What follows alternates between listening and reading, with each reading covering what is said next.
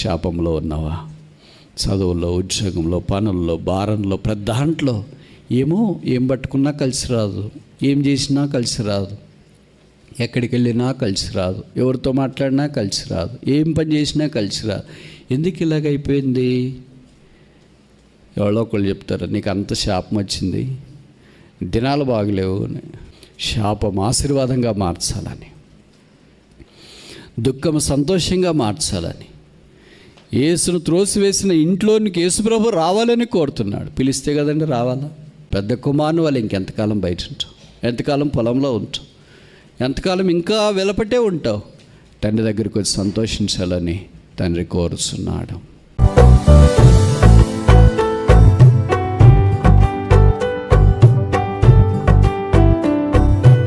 ఇల్లు అంటే ఎవరికి ఇష్టం ఉండదు? ముఖ్యంగా మిడిల్ క్లాస్ వాళ్ళు ఉద్యోగం వచ్చిన తర్వాత కలలుగానేది అదే, ఒక సొంత ఇల్లు ఉంటే బాగుండు అని. కానీ ఎవరైనా ఒక ఇల్లు ఉండాలని అనుకుంటాం. అలాగే దేవుడు కూడా అనుకున్నాడు, నాకు కూడా ఒక ఇల్లు కావాలా అని.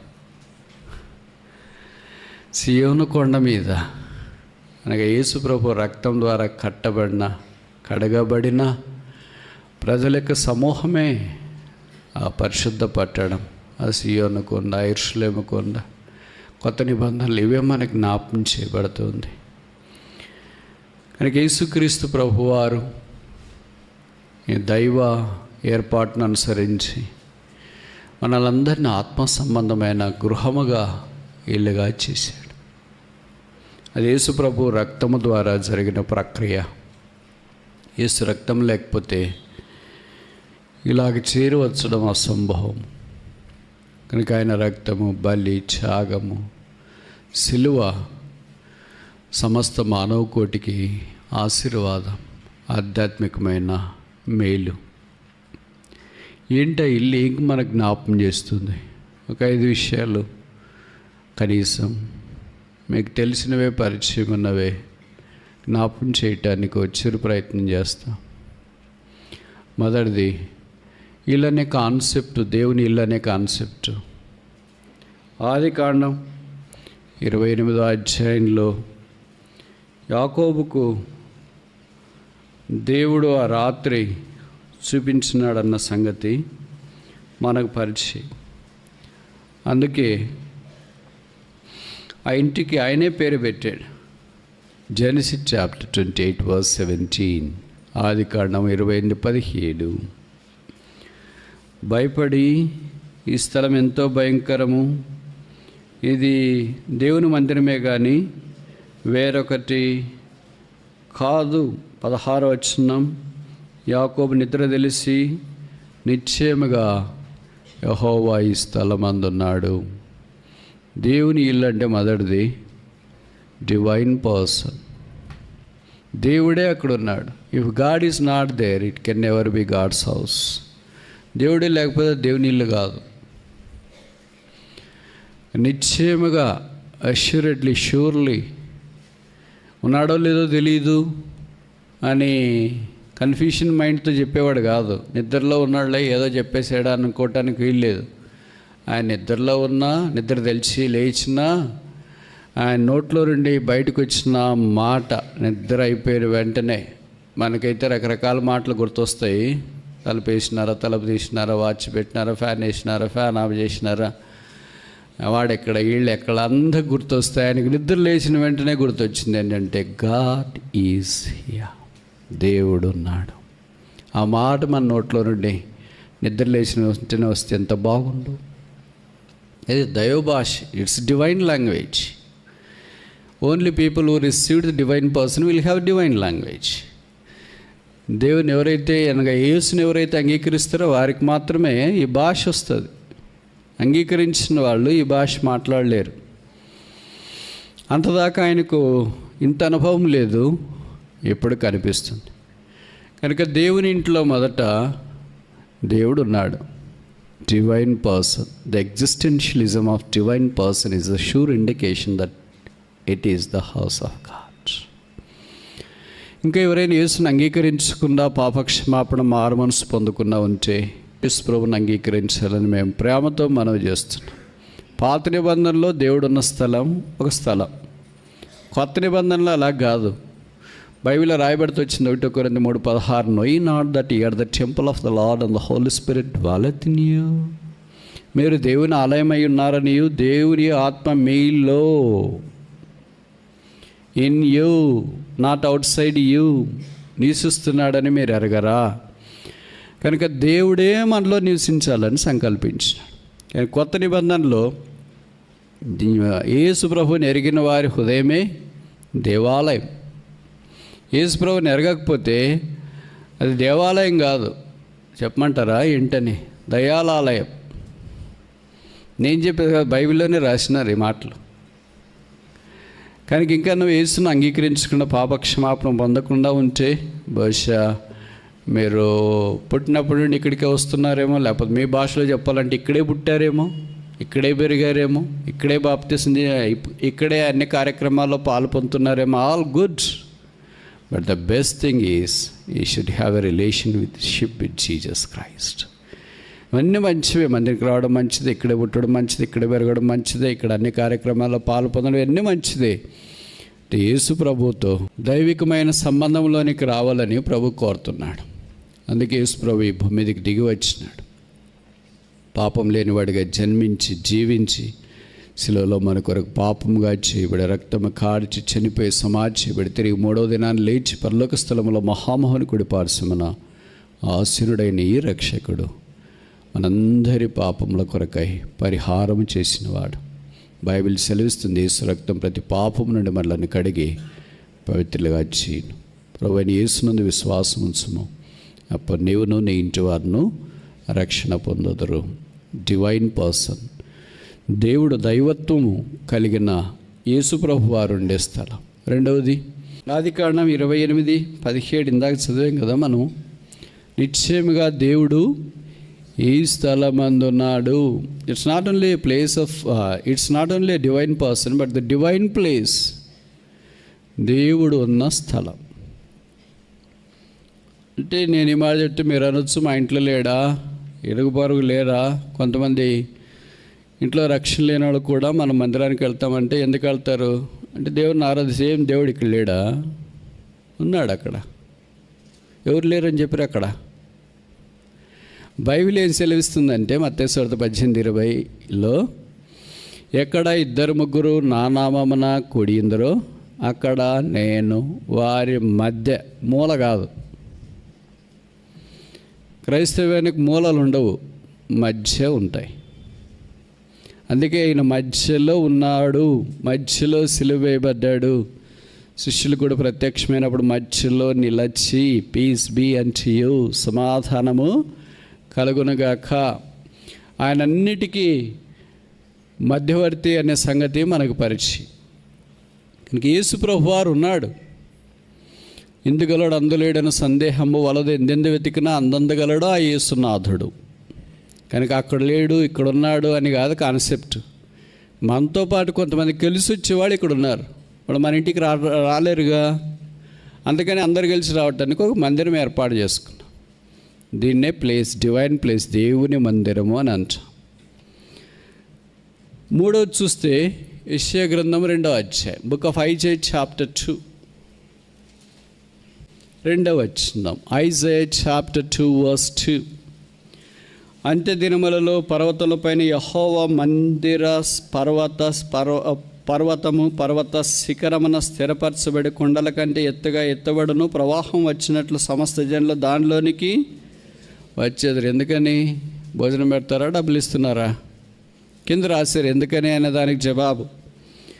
బైబిల్ ఇంత అందమైంది. ప్రశ్నలు అక్కడే ఉంటాయి, జవాబులు అక్కడే ఉంటాయి. ఎతికే వారికి కళ్ళు ఉన్న వాళ్ళకి, ఎతకని వారికి కళ్ళు లేని వాళ్ళకి ఏమైనా నాకు కొన్ని ప్రశ్నలు ఉన్నాయి బ్రదర్ మీరు చెప్పండి అని అంటుంటారు. ఎవరు ఏం చెప్పాల్సిన పని లేదు, అన్నీ బైబిల్ వేస్తుంది. Self answer, it's a question bank, it's also answer bank. Answer bank అనే పదం ఎప్పుడు మీరు వినిండారు కదా. పాత బుక్ స్టాల్ కొనాలని పోతే, పాత పుస్తకాలు కొనాలని పోతే అన్ని క్వశ్చన్ బ్యాంకులే ఉంటాయి. ఆన్సర్ బ్యాంక్ అనే యూజువల్గా ఉండదు, ఎందుకంటే మనుషునికి ఉండేదే క్వశ్చన్లు. కానీ బైబిల్ ఈ ప్రశ్నలన్నిటికీ it's not only question bank, it's answer bank too. జవాబు ఏంటంటే 3వ వచనం, ఆ కాలమున సియోన్లో నుండి ధర్మశాస్త్రము, యెరూషలేములో నుండి యెహోవాకు బయలువెళ్ళును. జనములు గుంపులు గుంపులుగా వచ్చి యాకోబు దేవుని మందిరమునకు, యెహోవా పర్వతమునకు మనము వెళ్ళుదము రండి. ఎందుకు వస్తున్నారు దేవుని ప్రజలు? బహుశా మనం చాలా కారణాలు అనుకోవచ్చు, చెడ్డగా తలంచవచ్చు. భోజనం పెడుతున్నారు, వస్తున్నారు, రకరకాలుగా మాట్లాడుకోవచ్చు. లోకము, విశ్వాసులు కూడా కొంతమంది అలాగ మాట్లాడుకోవచ్చు. కానీ వాక్యం ఏం చెప్తుందంటే, ఇక్కడ దేవుని వాక్యము, ధర్మశాస్త్రం ఉంది. ఆయన ప్రజలు గుంపులు గుంపులుగా అక్కడికి తీసుకురాబడతారు. అంత్యదినాల్లో కలిగే సూచన. అందుకే ప్రజలు వాక్యం పాటిస్తారో లేదో పక్కన పెట్టండి, వినటానికి మాత్రం మస్తుకు వస్తుంటారు. ఆన్లైన్లో కూడా ఎక్కువ వింటూ ఉంటారు. సరే, వింటేనే కదా పాటించడానికి అవకాశము. కనుక పాటించడానికి మొదటి మెట్టు ఏంటంటే వినటం వల్ల విశ్వాసం కలుగుతుంది. వేరే దానికి ఆసక్తి చూపుతున్నారు కనుక ప్రభువు స్తోత్రాలు. దేవుని మందిరంలో నుండి ప్రిసెట్స్, దైవవాక్యం కూడా బయలుదేరి వెళ్తుంది. అది యెహోవా వాక్కు. ఏం బయట మాట్లాడ్డా, క్యాలెండర్తో మాట్లాడ్డా, ఇంట్లో మాట్లాడతాడు, ఎక్కడైనా మాట్లాడతాడు. దేవుడు మోషేతో కొండ మీద మాట్లాడినాడు, అరణ్యంలో మాట్లాడినాడు, కెరూబుల మధ్యలో నుండి కూడా మాట్లాడినాడు అని బైబిల్ సెలవిస్తుంది. You can talk anyways, manifold way of talking. ఎన్ని రకాలుగానే దేవుడు మాట్లాడతాడు. కానీ కెరూబుల మధ్యలో నుండి మాట్లాడే స్వరము, మహిమా స్వరము, ప్రత్యక్ష గుడారంలో నుండి వినబడే స్వరం, ఆ మాటలు, ఆ ధ్వని, ఆ మధురము ప్రత్యేకమైనది, పరిపూర్ణమైనది. అందుకే ప్రభు మాట్లాడేవాడు కనుక దేవుని ప్రజలమైన మనము దైవ మందిరంలోనికి ప్రవేశిస్తున్నాం ఆయన మాటలు వినటానికి. కొత్త నిబంధనలో కూడా మీకు తెలుసు కదా, యోహాను సువార్త 8:1 అనుకోండి. యోహాను సువార్త John chapter 8 verse 1, if I am right.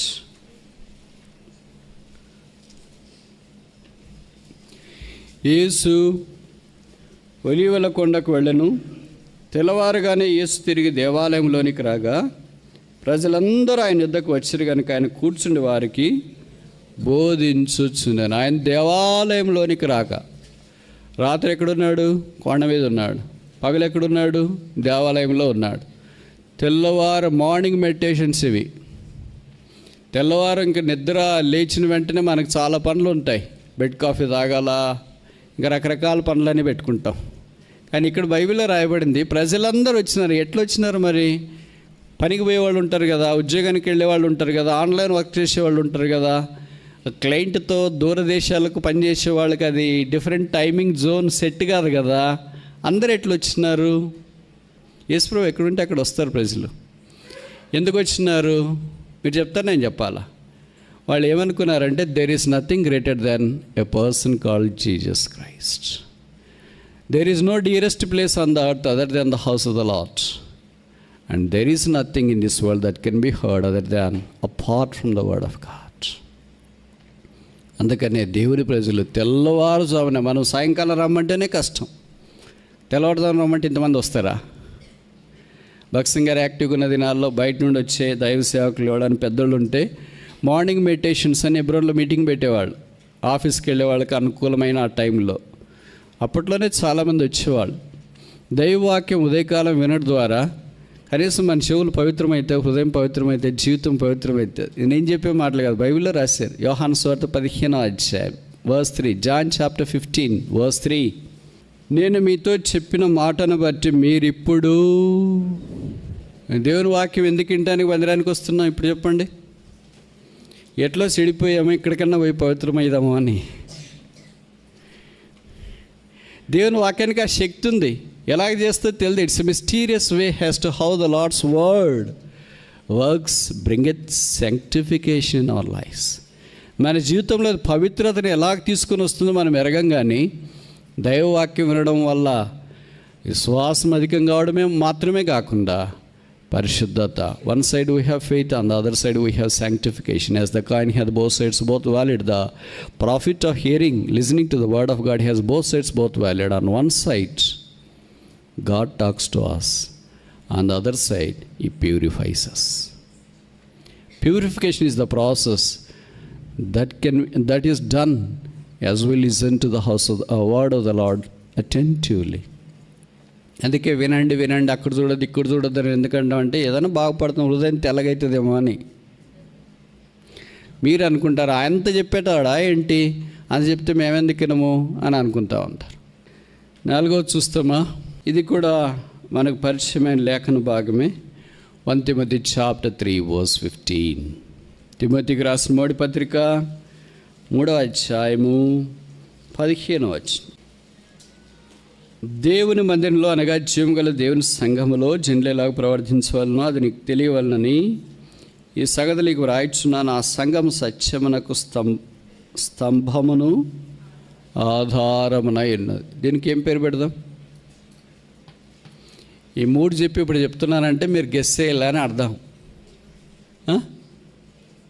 మొదటిది ఏంటి? డివైన్ పర్సన్, దైవాంశ సంభూతుడు. రెండవది ఏంటి? డివైన్ ప్లేస్, దైవస్థలము. మూడవది డివైన్ ప్రిసెట్స్, దైవవాక్యము. 4వది దీనికి ఒక పేరు పెట్టి ఇక్కడే రాశారు ఇంగ్లీష్ బైబిల్లో ఉన్న వాళ్ళకి, డివైన్ పిల్లర్స్, దైవ స్తంభాలు. సంఘమే సత్యమునకు ఆధారము. ఎవరు సత్యము? యోహాను సువార్త 14:6లో ప్రభు అన్నాడు, I am the way, I am the truth, I am the life. Yesu ప్రభువే సత్యం. యోహాను 17:17లో రాయబడింది, దై వర్డ్ ఈజ్ ట్రూత్, నీ వాక్యము సత్యము, సత్యమందు మమ్మను ప్రతిష్ఠించం. Consecrate in thy truth, for thy word is truth.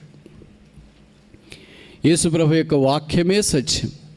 ఆ సత్యమైన వాక్యము మన హృదయాంతరంగంలో కార్యసిద్ధి కలిగిస్తుంది.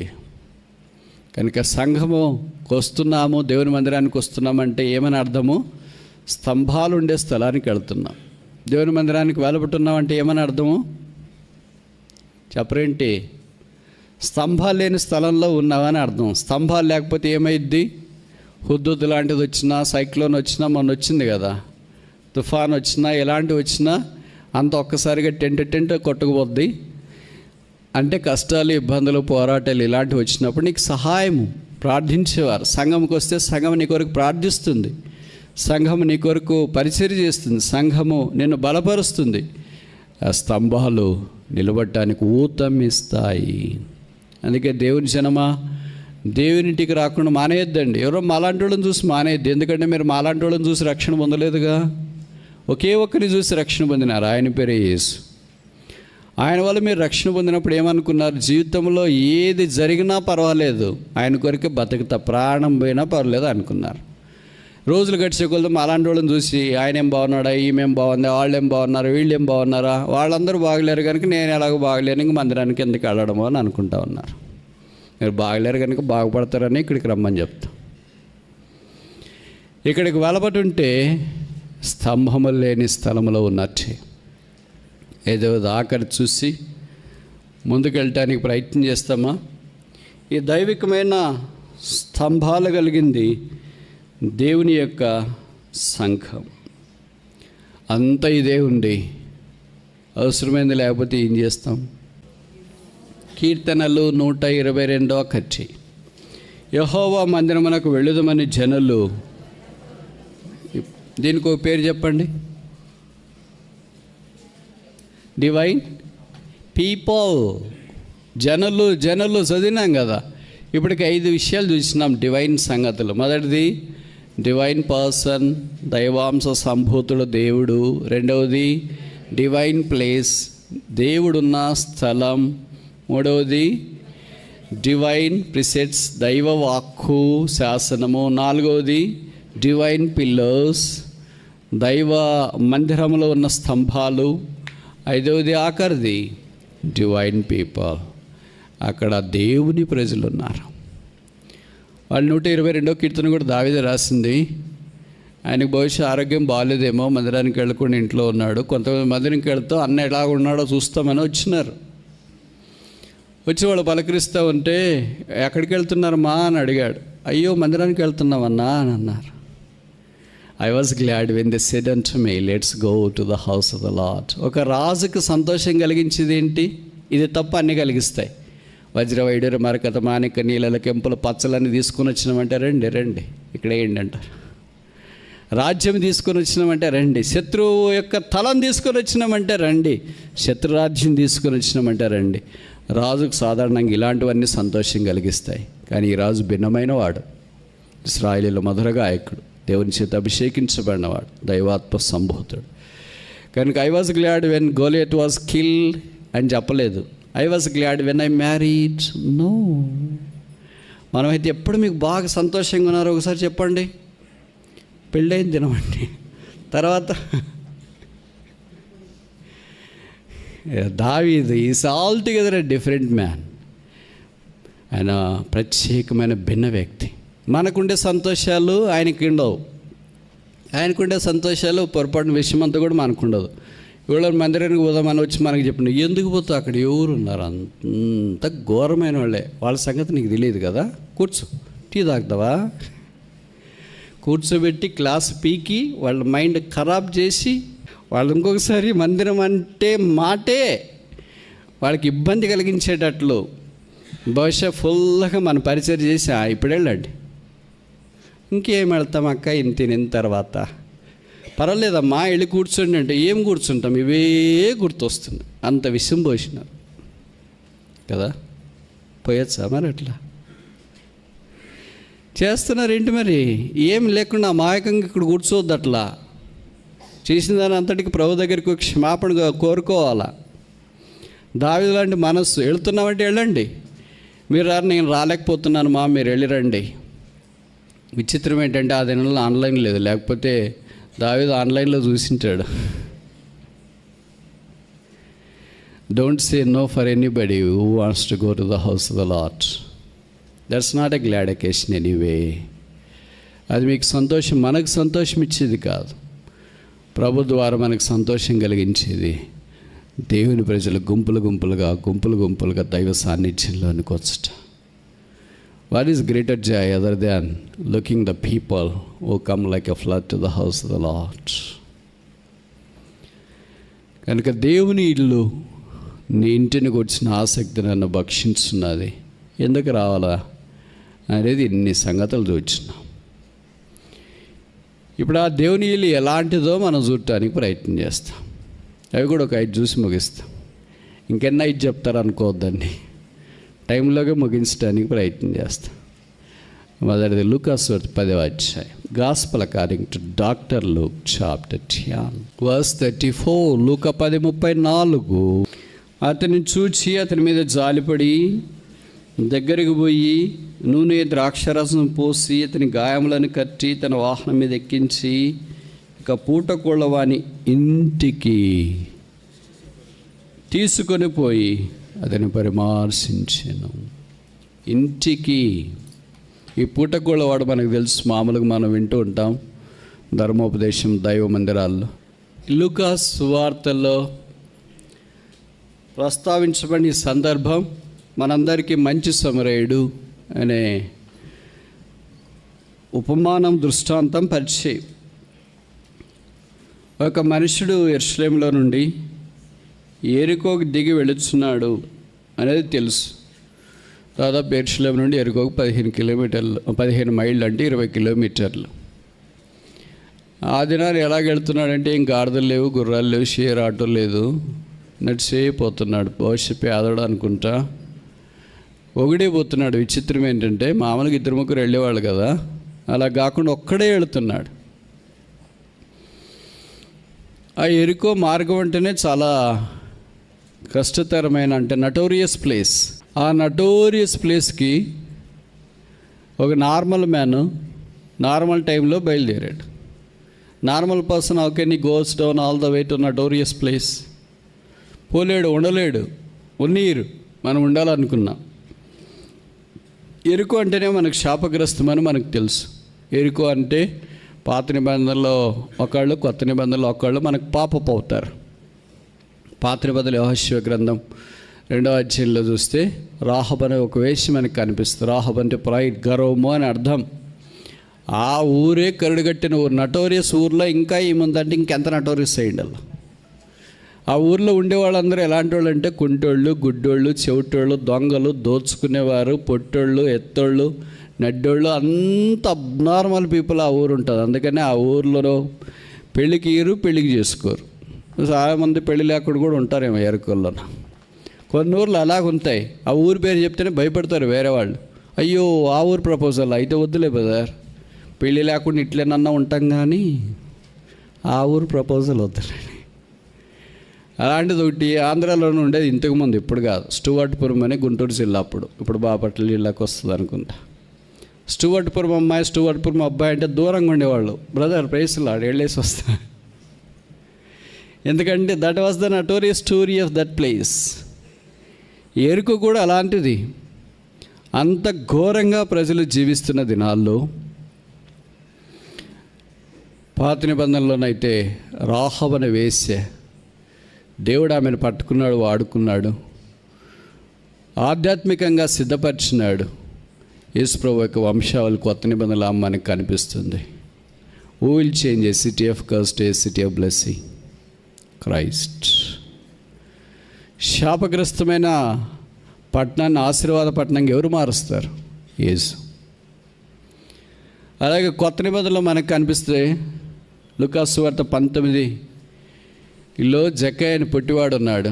చెప్పినాను కదా ఇందాక, గుండోళ్ళు కుడ్డోళ్ళు ఎంత ఇదే టైపే, ఎంత అబ్నార్మల్ పీపుల్. కాలు పెట్టాలంటే భయం. ఒకే ఒకడు మాత్రమే కాలు పెట్టగలడు. ఆయన పేరేంటి? యేసు ప్రభువారు. ఆ ఊరికి ఎవరు వెళ్ళేవాళ్ళు కాదు. ఇలాంటి శాపగ్రస్తమైన స్థలానికి వాళ్ళని వెళ్తారండి బోధకులు కూడా? ఈశ్వరులకు వెళ్ళరు.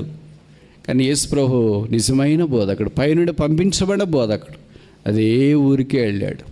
కొంతమంది చెప్పింటారేమో ఆయన వెల్ విషర్స్ కూడా, ఈ ఊరికి ఎవరు పోరు, మీరు పోతారంటే పోయిన తర్వాత తిరిగి వచ్చే రకం ఉండదు, ఇట్లాంటి ఘోరము, ఎవరు రక్షణ పొందరు, ఎవరు మార మనసు పొందరు, ఈ ఊరికి మీరు ఎందుకు పోతారని. కానీ ఆయన దేవుని ఏర్పాటు, దేవుడే కదా, అందరూ ఆయనకు అవసరం. అందుకే ఆ ఊరు వెళ్తూ వచ్చినాడు. జక్కయ్య పొట్టివాడు యేసు వస్తున్నాడని తెలిసింది. ఎవరో చూడాలని ఆశ కలిగింది. ఆ ఊర్లో కూడా యేసుని చూడాలని ఆశ కలిగిన మనుషులు ఉన్నారు. దీన్ని బట్టి మనకేం జ్ఞాపకం చేస్తుందంటే, ప్రతి జనము, ప్రతి స్థలము, ప్రతి ప్రాంతం ఎక్కడైనా సరే యేసును చూడాలని ఆశ కలిగిన ప్రాణాలకు కొన్నైనా ఉంటాయి. అలాంటి వారిలో జక్కయ్య మనకు జక్కయ్య అంటే అర్థం ఏంటంటే వైట్, తెల్లనైనా అని. పేరు అర్థం మాత్రం సూపర్గా ఉంది, జీవితం మాత్రం వర్స్ట్గా ఉంది. తెల్లగా ఉంది పేరేమో, జీవితం ఏమో నల్లగా ఉంది. కానీ యేసు ప్రభు ఆ నల్లటి హృదయాన్ని తెల్లగా చేయటానికి అక్కడికి వచ్చినాడు. యేసు ఆ మార్గాన్ని వెళుతున్నాడని విని ఎవరి కొరకు వచ్చాడు యేసు ప్రభు? నేను అనుకుంటే ఖచ్చితంగా జక్కయ్య కొరకే వచ్చింటాడు. మేడు చెట్టు ఎక్కినాడు. నేను ఇక్కడ మీకు చెప్పదలుచుకున్న సంగతి ఏంటంటే, మీ అందరికీ ఈ స్టోరీ తెలుసు, కానీ నేనేం చెప్పదలుచుకున్నానంటే, జక్కయ్య కంటే ముందు మేడి చెట్టు ఉంది అక్కడ. మేడి చెట్టు ఎలాగుంటుందంటే అందవిహీనంగా ఉంటుంది. మిగతా చెట్ల మాదిరి చాలా కళగా ఉండదు. వేప చెట్టు మాదిరి, మర్రి చెట్టు మాదిరి, కానుగ చెట్టు మాదిరి, యాపిల్ చెట్టు మాదిరి, జల్ద వృక్షం వలె ఇంత కళగా అట్రాక్టివ్గా ఉండదు. దాని కొమ్ములు చూడబుద్ది కాదు, ఆకులు చూడబుద్ది కాదు. ఇంకా పండ్ల సంగతి మీకు తెలుసు కదా, మేడి పండు చూడు మేలిమయ్యుండు, పొట్ట విప్పి చూడు పొరగలుండు డాష్, వినరవేమా. కనుక ఆ పండ్లు అసలు ఎవరు చూడటానికి ఇష్టపడరు. అలాంటి ఒక చెట్టు కూడా ప్రభుకు కావాల్సి వచ్చింది. ప్రభు ఆ చెట్టును కూడా వాడుకోవటానికి ఇష్టపడ్డాడు. Before Zacchaeus was there, that sycamore tree was there. ఆ చెట్టు ఆ ఊర్లో ఉండడం ఉద్దేశం ఏమో తెలుసా? చెప్పమంటారు? మీరు చెప్తారా? ఆకలి ఇయటానికి కాదు, పండ్లు ఇయటానికి కాదు, యేసును చూపించటానికి. ఎంతమందికి చూపించిందో మనకు బైబిల్లో తెలియదు, కానీ ఒక్కడికి మాత్రం ఖచ్చితంగా చూపించింది. ఆయన పేరే జక్కయ్య. మామూలుగా చెట్టు అయిన తర్వాత ఎక్కేవాళ్ళు చాలామంది ఉంటారు కదా, వాళ్ళంతా వేరే దాని కొరకు ఎక్కింటారేమో. ఎక్కినారు లేదు తెలియదు కూడా. అది జక్కయ్య మేడి చెట్టు ఎక్కినాడు అంటే అర్థం ఏంటి? ఇన్యాక్సెసిబుల్ పీపుల్కి కూడా అది యాక్సెసిబుల్. ఎక్కలేనివాడికి చేతగానోడు పుట్టాడు అంటే ఇంకేం ఎక్కుతాడు? ఏది చేత కాదు కదా. అలాంటి వాడికి కూడా ఇది యాక్సెసిబుల్గా ఉంది, ఎక్కడానికి అనుకూలంగా ఉంది, యేసును చూపించడానికి అనుకూలంగా ఉంది. The purpose of being planted in that cursed city is completely అన్లీస్డ్.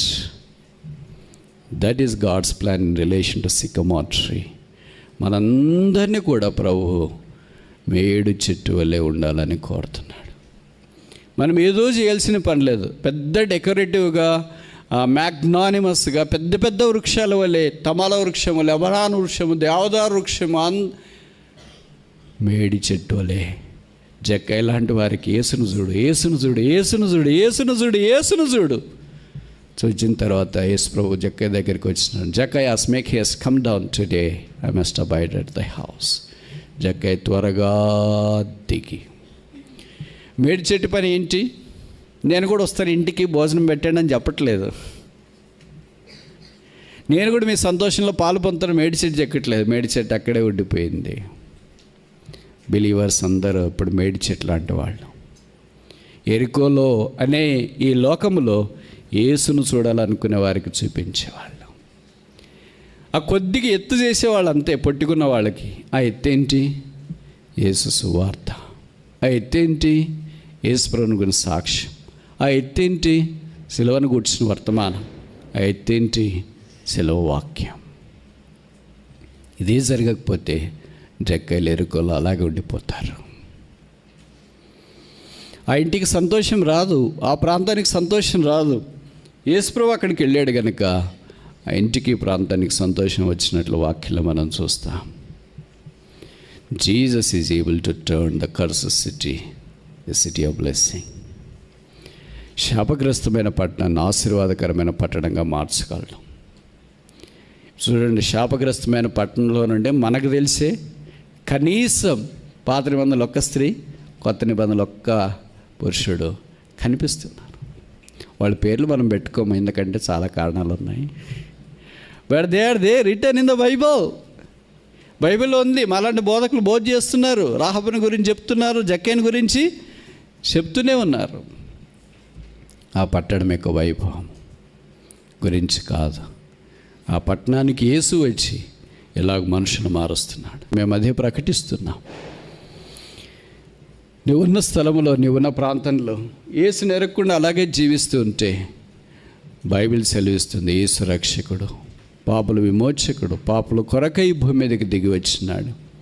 అందుకే సువార్తలో సాధారణంగా జక్కటి యేసుప్రభు వారు చెప్పిన మాట మనం చెప్పకుండా సువార్త ముగించమంటే తప్పు కాదేమో.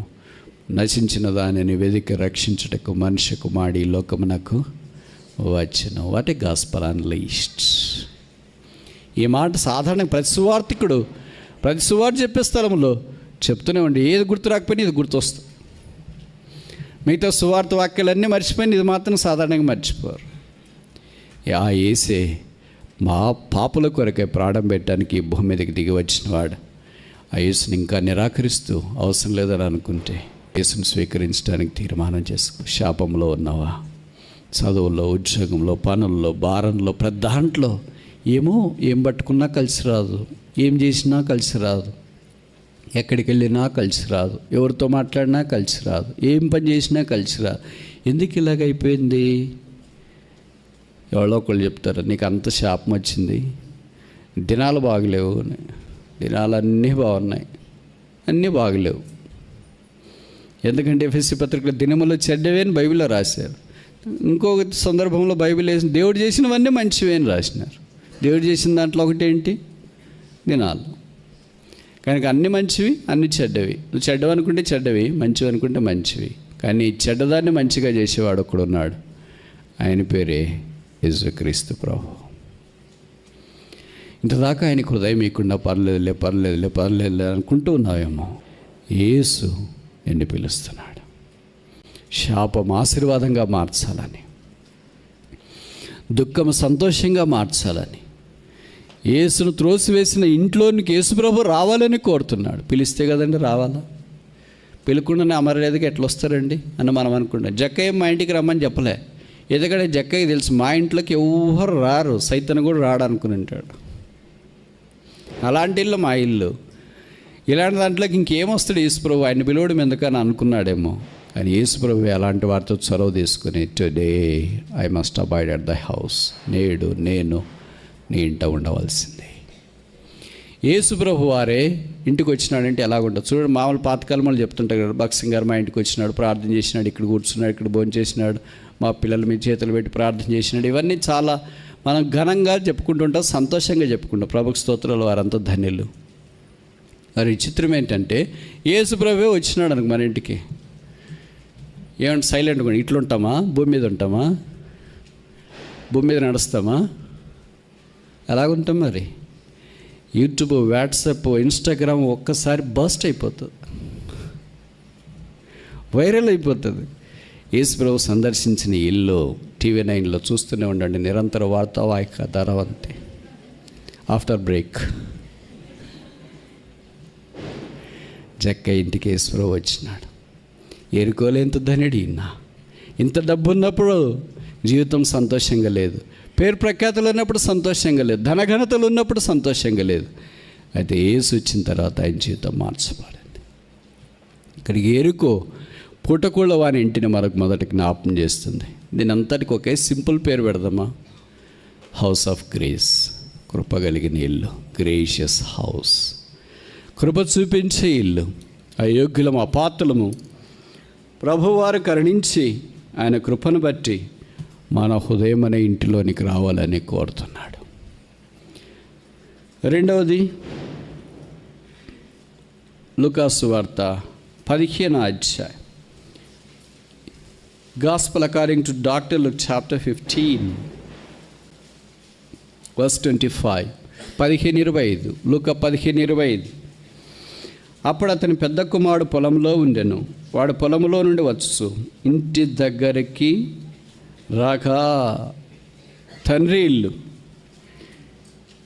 ఈ పెద్ద కుమారుడు చిన్న కుమారుడు మనకు తెలుసు కదా కథ. వీళ్ళు చాలామంది ఈ కథ విని పిల్లప్పటి నుండి ప్రాడిగల్ సన్ అని, ఎందుకు దీనికి ప్రాడిగల్ సన్ అని పెట్టినారు? తప్పైన కుమారుని కథ అని ఎందుకు పెట్టినారు? ఇంట్లో ఉన్న కుమారుని కథ, పొలంలో ఉన్న కుమారుడి కథ, పెద్ద కుమారుడి కథ అని పెట్టచ్చు కదా.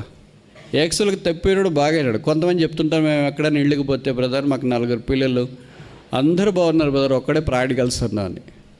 ప్రాడిగల్స్ అని అయితే మేలు ఇంటికి వస్తాడు. ఎందుకంటే the very conclusion of the prodigal son and the end of the prodigal son is glorious. తప్పైన కుమారుని యొక్క ముగింపు చాలా మహిమాన్వితమైనది. అయితే పెద్ద కుమారుని సంగతే చాలా ఘోరం. ఇంట్లో ఉన్నాడు కానీ బయట ఉన్నట్లే ఉన్నాడు, తన దగ్గరే ఉన్నాడు కానీ తనని సేవించినట్లుగా మనకు కనపడదు. పొలం పనులన్నీ చూసుకుంటున్నట్లే ఉన్నాడే కానీ లోపలికి రానుల్లకపోయాను.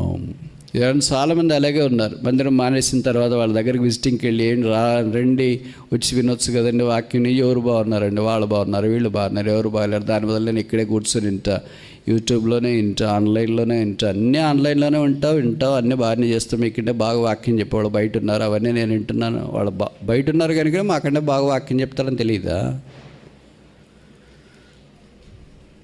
యూట్యూబ్లో పరలోకానికి పోయేది లేదు. వాక్యం ఎవరైనా చెప్తారు, ఏ కూడా వస్తుంది. ఇప్పుడు మీకు తెలిసి నన్ను మిమిక్ చేస్తుంది అది. జయరాజ్ బ్రదర్ ఎలాగ చెప్తాడు, ఒకసారి వాక్యం చెప్పానంటే పాయింట్లు జాయింట్లు అన్నీ చెప్తుంది. But it has no emotions. దానికి ఏమి ఎమోషన్స్ లేదు. It has not anointed by the Holi Spirit. మాకైతే ఎమోషన్స్ ఉంటాయి, పరిశుద్ధాత్మ దేవుని యొక్క నడిపింపు ఉంటుంది, దైవవాక్కు ఉంటుంది. మనుషునికి ఏకి తేడా ఉంది కదా. విచిత్రం ఏంటంటే నువ్వు లోకంలో అంతా ఏఐతోనా యూట్యూబ్తోనా టెక్నాలజీతో ఉండొచ్చు, కానీ in the heaven no technology is needed, only trust. Yesu ప్రభువు యందు విశ్వాసం వస్తే చాలు పరలోకం. నో టెక్నాలజీ, ఏ అవసరం లేదు, ఎంఎల్ అవసరం లేదు, అన్నీ ఇక్కడే భూమి మీద యూట్యూబ్, స్మార్ట్ ఫోన్ ఏమీ అవసరం లేదు. యేసు ప్రభువా నేను పాపిని. అందుకే బైబిల్ సెంట్రల్ వర్డ్స్ మనకు తెలుసు కదా, 118:8. మనుషులను నమ్ముకుంట కంటే యెహోవాను ఆశ్రయించుట మేలు. అలాగున్నప్పుడు దైవ మందిరానికి వచ్చినప్పుడు ఆధ్యాత్మికమైన మేలు ఆశీర్వాదం పొందాలి. రాకుండా బయట ఉంటే పెద్ద కుమారుని వాళ్ళు ఇంకెంతకాలం బయట ఉంటావు, ఎంతకాలం పొలంలో ఉంటావు, ఎంతకాలం ఇంకా వెలపట్టే ఉంటావు.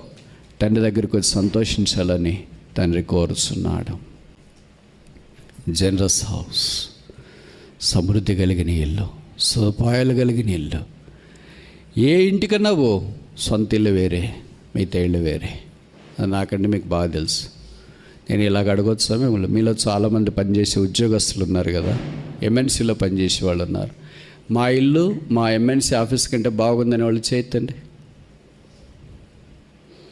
ఎవరిది ఉండదు ఆఫీసు. ఇలాగ లోపలికి వెళుతుంటే నువ్వు ఫ్యాబులస్ లక్, ఏదో బకింగ్హామ్ ప్యాలెస్లో అడుగుపెట్టిన ఫీలింగ్ లేకపోయినా కూడా మనం వెళుతుంటేనే అద్దాలు తెరుచుకుంటూ ఉంటాయి, గ్లాస్ డోర్స్. అలాగ లోపలికి వెళ్తూ ఉంటే విష్ చేసేవాళ్ళు సెక్యూరిటీ అటు ఇటు. మన ఆఫీస్ దగ్గరికి వెళ్ళిన వెంటనే మనల్ని స్వాగతం పలకడానికి ఎన్ని systems, all sophisticated God gets అని మనకు కనిపిస్తుంది. అంతా గూగుల్, యాపిల్, నో అదర్ ఎల్ఈ అన్నీ అక్కడ కనిపిస్తుంటాయి. అయినా మీకు ఇంటికి రావాలని ఆశ పెడతారు. మధ్యాహ్నం తిన్నప్పటి నుండి ఇదే ఆలోచన, ఎప్పుడు పోవాలా. ఇంటికి వస్తే కరెంట్ ఉండదు, ఇంటికి వస్తే సరైన వస్తువులు ఉండవు, ఇంటికి వస్తే చాలా విషయాల్లో ఆఫీస్లో ఉన్నట్లు ఉండవు. అటు ఇంటికి రావాలని మమకారం ఉంటుంది, ఆశ ఉంటుంది, ఆకాంక్ష ఉంటుంది, అది భక్షించేదిగా ఉంటుంది. అందుకే ప్రభు ఇంటిని గురించిన ఆసక్తి నన్ను భక్షించవచ్చు అన్నది. ఇక్కడ తప్పైన కుమారుడు ఇంటికి వచ్చినాడు కానీ పెద్ద కుమారు రాలేకపోయినాడు. కానీ చాలామంది విశ్వాసులు పెద్ద కుమారుని వలె ఉన్నారు. ఇది నేను ఇలాగ చెప్తే తప్పు కాదనుకుంటా. ఎందుకంటే 50% are coming to prayer house and 50% are going out of the prayer house. 50% మంది బయట ఉన్నోళ్ళు లోపలికి వస్తున్నారు, లోపల ఉన్నోళ్ళు 50% మంది బయటికి వెళ్తున్నారు. లోపల ఉన్నోళ్ళు బయటికి వెళ్ళే వాళ్ళు ఏ గుంపు? పెద్ద కుమారుని గుంపు. బయట ఉన్న వాళ్ళు లోపలికి వచ్చేవాళ్ళు ఏ గుంపు? చిన్న కుమారుని గుంపు. ఇప్పుడు ఒక ప్రశ్న వేస్తారు, డైరెక్ట్గా సూటికి చెప్పండి. మన మొదటి గుంప, రెండవ గుంప? పెద్ద కుమారుడా, చిన్న కుమారుడా? మన కుమారత్వం బైబిల్లో లేదు కదా. అంతే, ఇష్టం వచ్చినప్పుడు బయటికి పోయేది, ఇష్టం వచ్చినప్పుడు లోపలికి వచ్చేది. అన్నీ బాగా కుదిరినప్పుడు ఓ యేసు నీ ప్రేమ అని ఫెయిల్ అయిపోయి డిఎస్సిలో సీట్ రాక, కానిస్టేబుల్ ఉద్యోగం రాక, తర్వాత ఇంకేదో మనం అనుకునేది జరగకుండా ఉండి, మనం వాడుకోకుండా, మనం పట్టించుకోకుండా ఉంటే ఏముంది, అందరూ అంతే. ఏదైనా ఒకటే ఎట్లయితుంది. పాతకాలంలో ఒక సేవకుడు ఉండేవాడు, ఆయన ఇప్పుడు లేడు, చనిపోయాడు. కోమటోళ్ళు, చాలా తెలివైన వాళ్ళు, మీకు తెలుసు కదా. ఆ పాతకాలంలో విశ్వాసుల మందిరానికి వచ్చేవాళ్ళు ఆదివారం పూట ఎవరు రాకపోతే వాళ్ళని ట్రేస్ చేసేవాళ్ళు. అంటే పలానా వాళ్ళు రాలేదని. క్యూఆర్ కోడ్ అవన్నీ కాదు, ఆ టెక్నాలజీ కాదు, వాళ్ళకి స్వతహాగా ఎవరు రాలేదని చూసే కృప ఉండేది. అందుకే రాకపోయిన వాళ్ళ ఇళ్ళకి సోమవారం విజిటింగ్కి వెళ్ళారు. అలాగే ఆ సేవకుడు ఆయన భార్య ఇంటికి వెళ్ళారు. ఓ సిస్టర్ రాలేదు. వాళ్ళ ఇంటికి వెళ్ళిన తర్వాత ఏంటమ్మా నేను రాలేదు అని అడిగినాడు. దూరం కదా అంకుల్, ఎక్కడొస్తాము అనింది. ప్రతిసారి వచ్చేది కదా, ఈసారి దూరం అనిపించిందా అనింది.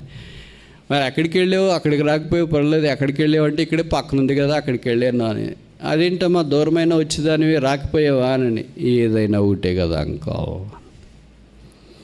సరే, అంత అయిపోయిన తర్వాత ప్రార్థన చేసి ఆయన వెళ్ళేటప్పుడు, ఆ పాతకాలం మనకు భక్తి ఎక్కువ కదా, అంకుల్ కొద్దిగా తలకు నూనె తెచ్చిస్తాను, నూనె పెట్టుకోండి, ఎండలు ఎక్కువ ఉన్న బయటికి పోతే కష్టపడతారు అని అంటే ఆయన అన్నాడు, అయితే కిరోసిన్ తీసుకురామ్మా అన్నాడు. ఎందుకు అంకుల్ కిరోసిన్? నేను తలకు నూనె పెట్టుకోమంటున్నాను, దీపానికి కాదు. అప్పుడు ఈ అంకుల్ అన్నాడు, ఏ నూనె అయినా ఒకటే కదమ్మా. ఒకటేనా? చెప్పరేంటి? మీరు నూనె పెట్టుకోరు కనుక మీకు ఏం తెలియదు. కిరోసిన్ తలకు పెట్టుకునే కొబ్బరి నూనె, ఆములు, తర్వాత ఇంకేంటి నవరత్న, ఇవన్నీ ఒకటేనా? కిరోసిన్, పెట్రోలు, డీజిల్, ఇప్పుడు గ్యాస్ ఒకటి కాదు. తలకు వాడే నూనెలు వేరే, వంట నూనెలు వేరే, దీపాలకు వాడే నూనెలు వేరే, మిషన్లకు వాడే నూనెలు వేరే. అన్నిటికీ నూనె అనే పేరు ఉండొచ్చు, but classification is all together different. అవి చేసే పనిని బట్టి వాటి వర్గీకరణ మార్చబడుతుంది. అలాగే అన్నీ ఒకటే కాదు, సహవాసాలన్నీ ఒకటే కాదు, మందిరాలన్నీ ఒకటే కాదు, బోధకులంతా ఒకటే కాదు, పరిస్థితులన్నీ ఒకటే కాదు. ఒకటే కాదని తెలుసుకోలేనంత అమాయకంగా నువ్వు ఉన్నావు. ఇంకా నీకు గట్టిగా చెప్పమంటారా? అన్ని స్కూళ్ళు ఒకటే అయితే మరి మీ పిల్లల్ని ఎందుకు అక్కడ పబ్లిక్ స్కూల్లో చేర్పించిన డిపిఎస్ఐ ఏదో అంటారు కదా, Delhi public school, Hyderabad public school, saint John's, saint Joseph, అక్కడంతా ఎందుకు చేర్పించిన? ఇక్కడ ఇంటి పక్కన చాలా ఉన్నాయి, నాకు కూడా తెలుసాడు, దారిలో కనిపిస్తుంది ఒకటి. అక్కడ చేర్పించకుండా అక్కడ ఎందుకు చేర్పించినావు? అన్నీ ఒకటే కదా. అంతా ఒకటే కదా, అందరు చెప్పేది అదే కదా. ఎందుకు చేర్పించినారు అక్కడ? చేర్పించిన వాళ్ళు చెప్పండి, ఎందుకు చేర్పించినారు? బాగుంటుంది, డిసిప్లిన్ ఉంటుంది, బాగా చదువుకుంటాడు, ఇంగ్లీష్ వస్తుంది. అన్ని స్కూళ్ళు ఒకటే కాదు, డిఫరెంట్. నేను ఆ మధ్యలో యూకేకి వెళ్ళినప్పుడు ఒక బ్రదర్ చెప్తున్నాడు, బ్రదర్ ఏ స్కూల్ కనిపిస్తుందా మీకు? కనిపిస్తుంది అని. ఏ స్కూల్లో గాంధీ గారు చదివారు బ్రదర్ ఇక్కడ అని చెప్పినాడు. దాంట్లో అడ్మిషన్ సాధారణంగా దొరకదంట. దాంట్లో చదివిన వాళ్ళు మినిమం అంటే ఎంపీలు అవుతారు, సిఇఓలు అవుతారు మినిమం. మ్యాక్సిమం అంటే ప్రెసిడెంట్లు, ప్రైమ్ మినిస్టర్లు, ఇంకా మినిస్టర్లు, కంపెనీ ఫౌండర్స్ అవన్నీ అవుతారు. మరి ఆ స్కూల్లో లాంటి వాళ్ళకి ఇస్తారంటారా? దాన్ని క్రాక్ చేయటానికి ఎంత టఫ్. నీ చదువులు, నీ పిల్లలు, నీ ఉద్యోగాలు అన్నీ మాత్రం సొఫిస్టికేటెడ్గా, గ్రాండ్గా, గ్రేట్గా ఉండాల. మందిరాలు మాత్రం ఏదైనా ఒకటే కదండి, ఏం తేడా ఉందండి? ఏదైనా ఒకటి ఎట్లయితుంది? అన్ని స్కూళ్ళు ఎట్లయితాయి? ఒకటే.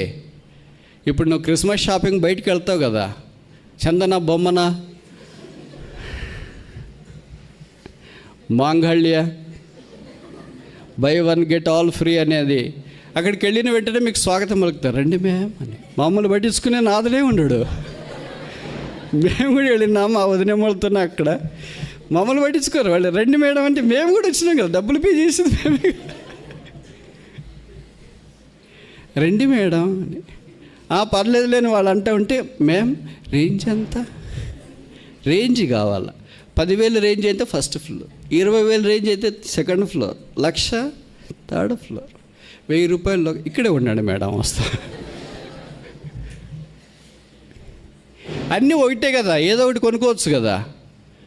మరి ఎందుకు అక్కడ దాకా వెళ్ళి రేంజ్ అని చూసి ఉదయం నుండి సాయంకాలం దాకా కష్టపడి తిరిగి నీకు నచ్చింది కొనుక్కొని వచ్చావు?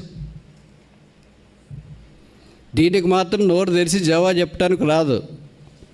ఈ ఆధ్యాత్మికమైన విషయాలకు మాత్రం అన్నీ ఒకటే కదండి, అందరూ ఒకటే కదండి, అందరూ వాక్యమే కదండి చెప్పేది. మరి అందరూ వాక్యమే చెప్పేది, అందరు కూడా నేసేది అవే బట్టలే. అక్కడ దాకా ఎందుకు వెళ్ళావు? ఆ రేంజ్లో ఎందుకు కొన్నావు? అదే ఎందుకు సెలెక్ట్ చేసుకున్నావు? ఉదయం నుండి సాయంకాలం దాకా నువ్వు కాకుండా నీతో పాటు ఇంకా కొంతమందిని తీసుకుపోయి సెలెక్ట్ చేసుకున్నావు. ఆ లైట్లో జిగల్ అని నీకు వేరే రంగు కనిపించింది. ఇంటికి వచ్చిన తర్వాత ఒరిజినల్గా చూస్తే రంగు పోసిపోయింది. ఇప్పుడు రిటర్న్ చేయాలా? కొనేది రిటర్న్ చేసేది. క్రిస్మస్ వచ్చిపోయి ఉంటుంది, ఇంకా రిటర్న్లో ఉంటారు. So sad. కొనొద్దని నేను చెప్పలేదు, ప్రభు మీకు ఇస్తే మీ ఇష్టం. కానీ అంటే భౌతికంగా గడిచిపోయే దాని గురించి, చినిగిపోయే దాని గురించి, పట్టని దాని గురించి, ఉదయం టమాటో పళ్ళు ఇంటి దగ్గరికి వస్తే తోపడబండి మీద అంత ఆలోచన చేసుకుంటావే. ఏంటయ్యా ఇది కుళ్ళిపోయింది, ఇది మగ్గిపోయింది, ఇది తెచ్చావే, అది తెచ్చినావు, పూట వండుకొని తినిపోయేదానికి ఎంత ఆలోచన చేస్తావే, ఇంత సెలెక్టివ్గా ఉంటావే. నిత్యత్వం కొరకు సిద్ధపరిచే దైవ మందిరాన్ని గురించి ఎందుకు నీకు సెలెక్షన్ లేదు? అంటే eternal things are of no importance for you. దైవికమైన విషయాలు, నిత్యత్వం కొరకైన విషయాల గురించిన శ్రద్ధ, ఆసక్తి, ఇష్టం లేదు. భౌతికమైన విషయాల మీద ఉన్న ఇష్టంతో, ఆసక్తితో, ఆ జీలు ఆత్మీయమైన విషయాలకి కనీసం 1% ఉన్నాయి. ఇప్పటికి మనం ఎక్కడో ఉండింటాం, నెక్స్ట్ లెవెల్. So sad. కనుక 2 ఇళ్ళు చూసిన. మొదటిది ఏంటి? హౌస్ ఆఫ్ గ్రేస్, కృప కలిగిన ఇల్లు, దేవుని మందిరం. రెండవది ఏంటి? జనరస్ హౌస్, సమృద్ధి కలిగిన ఇల్లు. 3, 4, 5 తొందరగా చూసి ముగిస్తామా? హెబ్రీ 3:2. దేవుని ఇల్లు అంతట్లో మోషే నమ్మకముగా ఉండునట్లు. మోషే నమ్మకముగా దేవుని ఇంట్లో ఉన్నాడు. దేవుని ఇంట్లో ఉన్న వాళ్ళందరూ ఉండవలసిన ఒక్క లక్షణం వచ్చి ఏంటంటే ఫెయిత్ఫుల్. నమ్మకమైన వాడు నాతో ఉండాలని, నేను నివసించాలని నేను వెతుకుతున్నాను. కీర్తనలో రాయబడుతూ వచ్చి God is on the lookout for a faithful person. If we are not faithful, he just perhaps bypasses us. మనం నమ్మకంగా లేకపోతే ప్రభు మనం దాటిపోతాడేమో. 6 లక్షల కాలుబలంలో ఒకరి పేరు రాశారంటే దేవుని మందిరంలో. మిగతా వాళ్ళు ఏమయ్యారు? అంత మంటైపు. మోషే మన టైపు కాదు, యేసు ప్రభు టైపు. మనం యేసుప్రభు టైపా మన టైపా? చెప్పరేంటి? ఏ టైపు? ఏ టైప్ అంటే ఏం చెప్తామంటే మన టైప్ బైబిల్లో లేదు.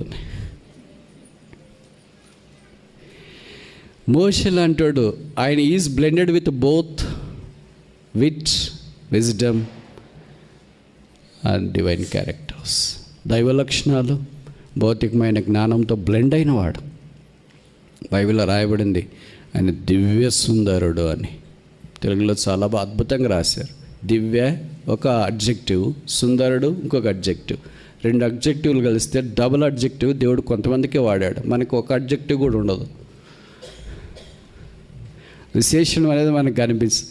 అలాంటి దివ్య సుందరుడికి మామూలుగా చదువు ఉంటే అందం ఉండదు, అందం ఉంటే చదువు ఉండదు అని. ఈ 2 బ్లెండ్ అయ్యి ఫ్యాబ్రికేట్ అయిపోతే ఆ ఫ్యాబ్రిక్ విలువ ఎంత? ఆ వ్యక్తి విలువ ఎంత? మోషే అలాంటి వాడు.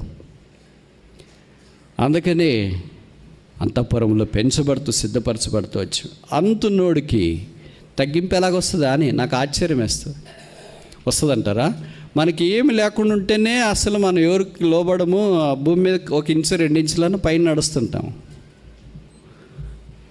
ఇన్నున్నాడు భూమి మీద ఎలాగ నడిచినాడు? ఇంకా బైబిల్ ఏం రాశాడు? భూమి మీద మిక్కిలి సాత్వికుడు. If at all there is a humble person in the whole earth in the dispensation of Moses it was he. మనల గురించి చెప్తే ఎంత బాగుండు. మన తరములో ప్రభువా ఎవరైనా సాత్వికుడు అంటే అది నేనై ఉండాలా. These are the challenges. ఈ తరములో ప్రభువా ఎవరైనా విశ్వాసేనంటే నేనై ఉండాలా. ఈ తరములో ఎవరైనా ఆత్మీయుడంటే అది నేనై ఉండాలా. అలా కాదు, ప్రభువా ఈ మందిరంలో ఎవరైనా పోట్లాడాలంటే నేనే, నోరేసుకుని పడాలంటే నేనే, కన్ఫ్యూజ్ క్రియేట్ చేయాలంటే నేనే, కోయస్ క్రియేట్ చేయాలంటే నేనే. ఇదంతా trash. This is not for Christ. This doesn't belong to Christ anyway. ఇది క్రీస్తుకి సంబంధించింది కాదు. ప్రభువారు చాట ఉందంట ఆయన చేతిలో. మామూలుగా మీరేం చెప్తారు? చాట పట్టుకుంటే అమ్మాయిలు పట్టుకున్నారు అంటారు. ప్రభు కూడా సెట్ చేస్తాడు. అందుకని ఆయన చేతిలో చాట ఉంది, ఆయన దగ్గర గొడ్డలు ఉంది. ఆయన ఎప్పుడు ఏం చేయాలో అన్నీ సెట్ చేయటానికి రెడీగా ఉన్నాడు. హైదరాబాద్లో కూడా చాలా కార్పొరేట్ హాస్పిటల్ కూడా ఉన్నాయి. అర్థమవుతుందా నేను చెప్పే మాటల్లో? ఆయన తూర్పారు పట్టించిపోతున్నాడు. ఏ విత్తనాలు అవి నిలబడతాయి, ఏది పొట్టో అది ఎగిరిపోతుంది. అందుకే దేవుని మందిరంలో దేవుడు నమ్మకమైన తగ్గింపు కలిగిన మోషే లాంటి వారి కొరకు ఎదురు చూస్తున్నాడు. ఇది దైవ మందిరం, దేవుడున్న స్థలం. The house of it's a good house, మంచి ఇల్లు. ఎందుకంటే ఆయన మంచివాడు. తర్వాత చూస్తామా, లూకా 22:12.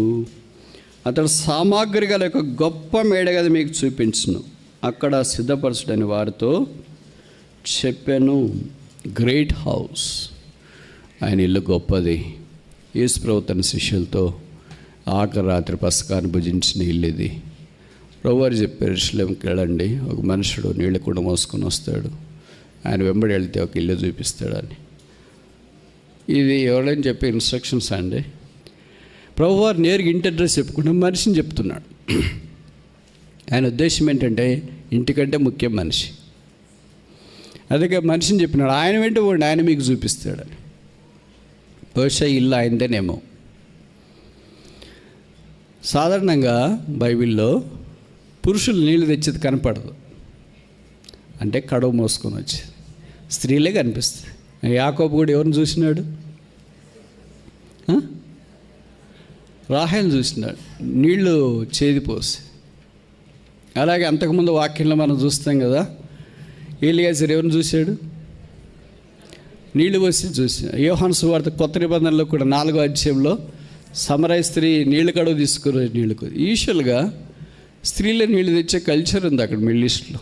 ఇక్కడ కూడా ఉండేది చాలా రోజుల క్రితం. ఇప్పుడు అన్ని కుళాయిలు వచ్చినా కనుక ఎవరు తీసుకురావాల్సిన పని లేదు. అఫ్కోర్స్ నీళ్లు పట్టేది బ్రదరే అనుకో, అది వేరే విషయము. చెట్లకైనా ఇంటికైనా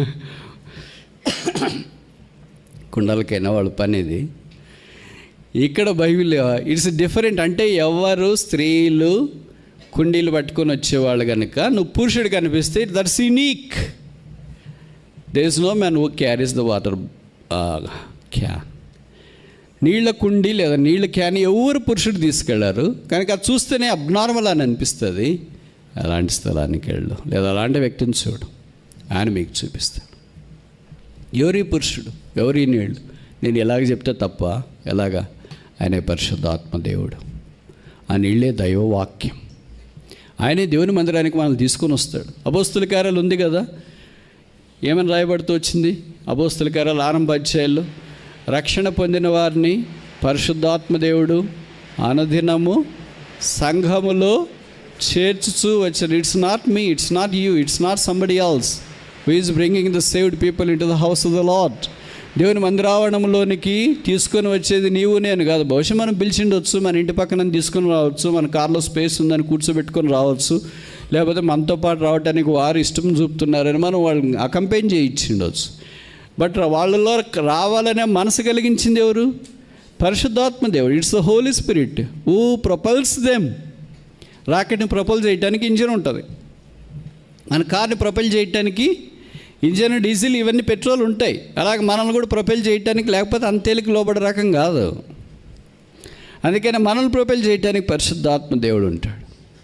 రోమా 8:14 మనం చూస్తాం, ఎందరైతే దేవుని ఆత్మ ద్వారా నడిపించబడతారో వారంతా దేవుని కుమారులు. కనుక the ministry of the Holi Spirit is bringing the saved in to the house of the Lord. అలాగే పరిశుద్ధాత్మ దేవుడు తీసుకుని వచ్చాడు. ఇప్పుడు ఈ శిష్యులు ఇంటికి వచ్చినారు. అది మేడగది, అప్పర్ హౌస్, గ్రేట్ హౌస్, గొప్ప ఇల్లు. బైబిల్లో రాయబడింది ఫర్నిష్డ్ హౌస్, సామాగ్రి గల ఇల్లు. మామూలుగా మనం ఏదైనా ఇంట్లోకి పోవాలనుకుంటే, ఇంట్లో ఇక్కడైతే బహుశా ఈ దినాల్లో వచ్చినాయి అనుకో, ఫర్నిష్డ్ హౌస్, అన్ఫర్నిష్డ్ అని. అంటే సామాన్లు ఉండే ఇల్లు, సామాన్లు లేని ఇల్లు. సామాన్లు మనకు అవసరమైన బెడ్లు కానీ, లేకపోతే తర్వాత ఇంకా ఏంటి చైర్స్ కానీ, ఫ్రిడ్జ్ కానీ, వాషింగ్ మిషన్, ఇవన్నీ సామాన్లు మనకు కనిపిస్తాయి. Furnished house. అన్ఫర్నిష్డ్ అంటే ఏమన్నది, లైట్లు, ఫ్యాన్లు కూడా ఎత్తుకుని పోయింటారు, మనమే కొత్త వేయించుకోవాలి. God's house is not unfurnished. The Bible says it's a furnished house, సామాగ్రి గల ఇల్లు. అంటే అన్నీ ఉన్నాయి. ఎవరు? అందరూ మనమే. ఒకళ్ళు కార్పెట్, ఒకళ్ళు చాప, ఒకళ్ళు విండో, తర్వాత ఒకళ్ళు ఒక్కొక్క పని. మనమే ఆ ఇంట్లో furniture. This furniture is more beautiful than any other furniture furnished in the house of anybody across the wall. ప్రపంచంలో ఏ వ్యక్తి ఇంట్లోనైనా ఉన్న ఫర్నిచర్ కంటే యేసుప్రభు ఇంట్లో ఉన్న ఫర్నిచర్ అయిన మనము విలువైంది.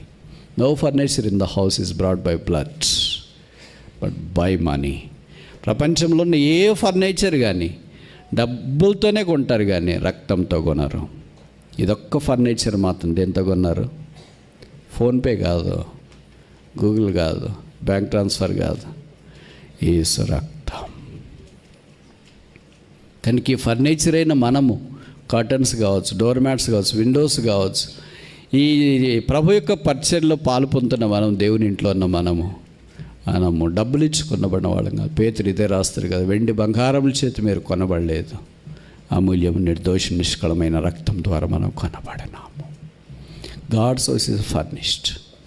ఆయన ఇల్లు కట్టబడింది, కడుతూ ఉన్నాడు. ఆయన అన్నాడు, I will build my house, నేను నా ఇంటిని కట్టేదను. ఇప్పుడు దాకా 4 రకాలైన ఇంటిని గురించి మనం చూసినాం. మొదటిది ఏంటి? ఇట్స్ హౌస్ ఆఫ్ గ్రేస్, అది గ్రేషియస్ హౌస్, కృప కలిగిన ఇల్లు. రెండవది ఇట్స్ ఎ జనరస్ హౌస్, సమృద్ధి కలిగిన ఇల్లు. మూడవది ఇట్స్ ఎ గుడ్ హౌస్, మంచి ఇల్లు. నాలుగవది ఇట్స్ ఎ గ్రేట్ హౌస్, గొప్ప ఇల్లు. ఐదవది ఆఖరి చూసి ముగిస్తామా? John chapter 14 verse 1 and 2. యోహాను సువార్త 14వ అధ్యాయం మొదటి 2 వచనాలు, లేదా 2వ వచనం నేను చదువుతా. John chapter 14 verse 2. యోహాను 14:2. నా తండ్రి ఇంట అనేక నివాసములు కలవు, లేని ఏళ్ళ మీతో చెప్పుదు. నేను మీకు స్థలం సిద్ధపరచి వెళుతున్నాను. నేను వెళ్ళి మీకు స్థలం సిద్ధపరిచిన ఏళ్ళ నేనుండు స్థలములో మీరును ఉండలాగన మరలా వచ్చి నాయదు ఉండటకు మిమ్మను తీసుకొని పోదును. గ్లోరియస్ హౌస్, మహిమ కలిగిన ఇల్లు. ఇలాంటి ఇల్లు భూమి మీద లేదు. ఇలాంటి ఇంటి కొరికే బైబిల్లో రాయబడింది. అబ్రహాము ఎదురు చూచినాడు. అదృశ్యుడైన దేవుడు, దేనికి శిల్పియు నిర్మాణకుడైనాడు, పునాదులు గల ఆ పట్టణం కొరకు అబ్రహాం ఎదురు చూస్తూ వచ్చినాడు. ప్రభు దినాన్ని రాబోతున్నాడు. ఈ ఇంట్లోనే ఉండటానికి కష్టమైతే పరలోకం ఇంట్లో ఎలాగుంటాం?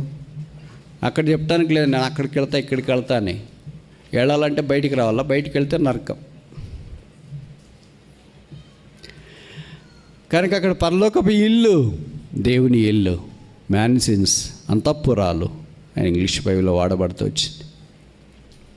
ఆ అంతఃపురంలోనికి యేసుప్రభు రక్తం ద్వారా కడిగిన వారందరినీ ఆయన తీసుకుని వెళ్ళడానికి రాబోతున్నా. నేనుండు స్థలములో, వేరొక స్థలం నేనొక స్థలం కాదు. మామూలు ఈ లోకంలోనైతే ఒకటి ఇదేంటి అంటే ఇది గెస్ట్ రూమ్ బ్రదర్, ఇదేంటి పిల్లల బెడ్రూమ్ బ్రదర్, ఇదేంటి మా బెడ్రూమ్, ఇదేంటి కిచెన్. అక్కడ అట్ట కాదు. ఆయన ఉండే స్థలములో where is there I will be. Jehovah Shammah, God is here.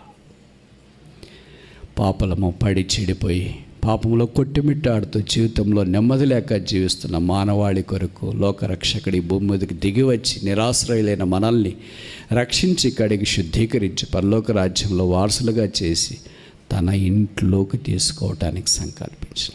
ఎవరైనా మనం ఇంట్లోకి రాణిస్తాం, దారెంబడి పోతున్నారనుకో, ఎవరో ఒకరు మనకు సామాన్యమైన వాళ్ళు కనిపించినారు, భోజనం లేదండి ఏదంటే డబ్బులు వేయండి అని. ఈశ్వరులకి ఇయ్యము, మనం ఇగ్నోర్ చేస్తాం. ఎందుకంటే మన కారణాలు మనకు చాలా ఉంటాయి. ఒకళ్ళు ఇచ్చినామే అని అనుకో, ఇప్పుడు భోజనం చేయని అంట. ఏదో క్రిస్మస్ వస్తుంది కదా, ఇప్పుడైనా భక్తికి ఉన్నాం, జీవితం భక్తికి లేదు కదా అని భక్తి ఒలగబోయటానికి ప్రయత్నం చేసినాం అనుకో, ఏదో కేకు అదో ఇదో ఇస్తాం మొత్తానికి. కానీ వాళ్ళని మన ఇంటి దగ్గరికి వచ్చిన తర్వాత ప్లేట్ కడిగేసి కూర్చోబెట్టి భోజనం వడ్డించి బిర్యానీ బవాచి అది ఎన్ని వడ్డించి తిన్న తర్వాత ఐస్ క్రీమ్ ఇచ్చేసి పంపిస్తామంటారా? ఈశ్వరులకు చేయి. మనకి ఇష్టమైన వాళ్ళు అయితే, మన బంధువులు అయితే, మనకు ప్రీతికరమైన, మనకి ఈక్వల్ స్టేటస్ అనేది ఎక్కువ ఉంటుంది కదా, అది కలిగి ఉంటే అప్పుడు మనం ఇస్తాం. ఆయన స్టేటస్, ప్రభు స్టేటస్ ఎక్కడ, మనకి స్టేటస్ ఎక్కడ? ఆయన అంతా ఫుల్ ఆఫ్ స్టేటస్, మనకి నో స్టేటస్. ఆయన మహిమలో ఉన్నవాడు, మనం మహిమను కోల్పోయినవారు. ఆయన అదృశ్యుడు, మనం దృశ్యులము. ఆయన అమర్త్యత కలిగిన వాడు, మనం మర్త్యులమైన వారము. ఆయన ఆత్మస్వరూపి, మనం మంచి పొరగలం. ఆయన సదాకాలం ఉండేవాడు, మనం తాత్కాలికమైన నీటి బుడగ లాంటి వాళ్ళం, ఆవిరి లాంటి వాళ్ళం, గడ్డి పోచు లాంటి వాళ్ళం. ఇలాంటి మానవుని కొరకై ప్రాణం పెట్టడానికి దేవుడు భూమి మీదకి వచ్చినాడు. అందుకే ఇక్కడి నుండి తీసుకెళ్తాడు.